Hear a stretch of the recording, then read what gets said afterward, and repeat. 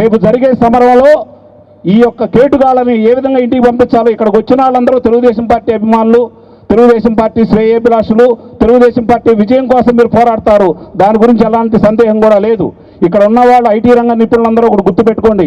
గతంలో అమ్మాయి తేజస్విని కూడా చెప్పింది కొన్ని విషయాలు. నేను ఒకటి చెబుతున్నాను.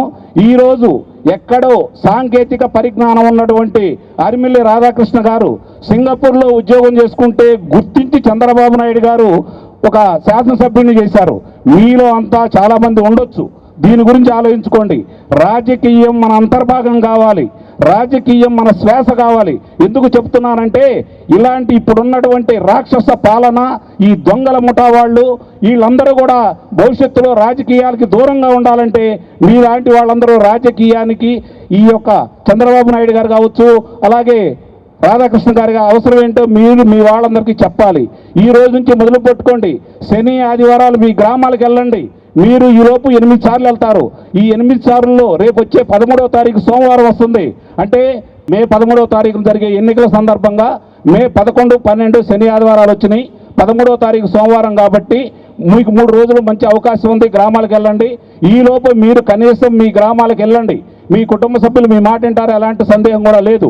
కానీ గ్రామాల్లో మిగిలిన వాళ్ళ సంగతి మీరు ఒక్కసారి గమనించండి. మీ మాట వినాలనుకున్న వాళ్ళు, మీ మాట వినేవాళ్ళు, మీ బంధువులు, మీ స్నేహితులందరినీ పోగేసుకొని వెళ్ళి వాళ్ళని చైతన్యపరచండి.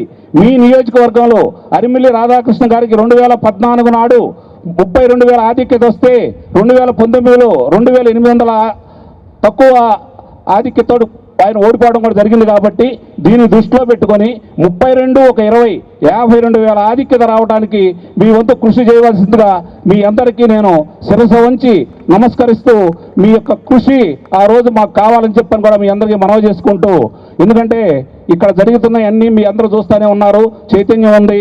సభలో తండోపతండాలుగా వస్తున్నారు తెలుగుదేశం పార్టీకి. ఇంకా ఒక చిన్న విషయం చెబుతాను, ఏమనుకోవద్దు అందరూ కూడా, అనేలా భావించొద్దు.